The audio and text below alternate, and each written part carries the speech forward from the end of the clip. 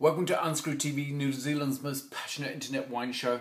I've got a wine and it's already open. It really needs, some of these wines that I've been tasting of late really need to be open and poured, so they become a bit more expressive, a bit more kind of about who they are and the story behind them. Now, I did go down to Wither Hills and I did visit the Ben Morven and the Taylor River vineyard.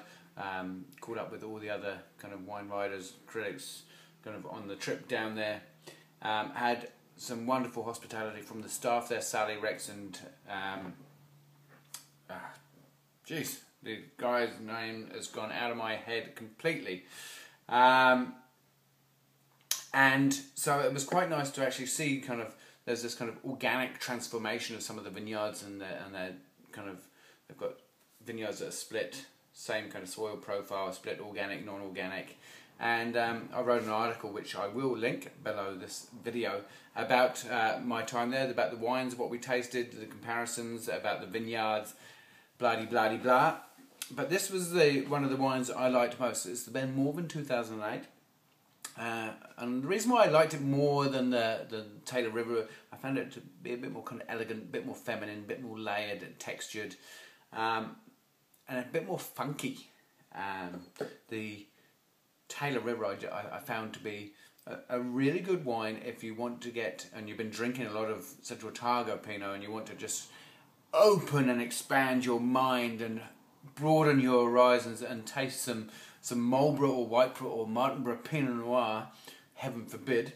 And it's a good kind of entry point wine for that reason. This is not, without being wine wanky, this is a bit more kind of elegant, a bit more structured, and I get a kind of caramelized cherry, black cherry nose on this, and then I get the kind of savoury undertone,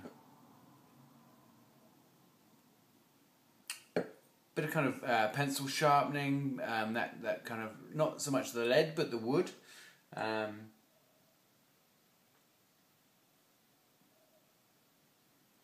And it's quite bright. It's starting to open up now. You can see it's quite a dark colour.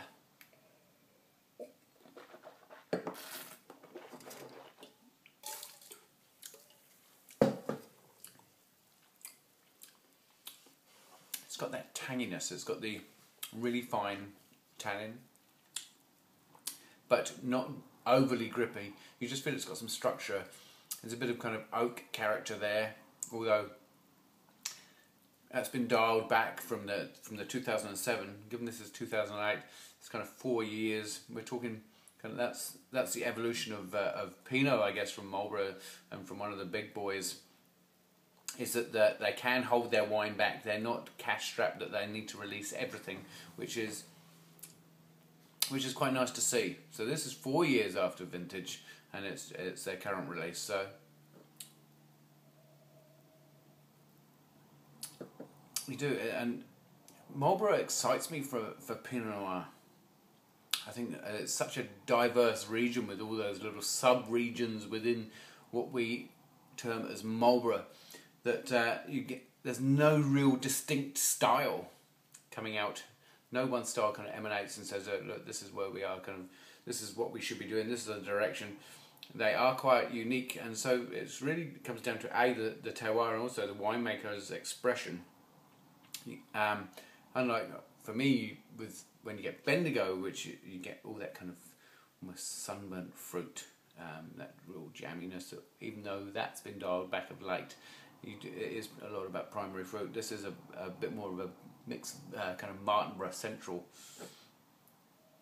So for me, it's in that kind of like that 92 points mark, which I've got to say, price wise, $55-ish, so not cheap. It's not kind of like your Monday or Tuesday night wine. It is more of a special occasion wine, but sometimes we have a lot of special occasions.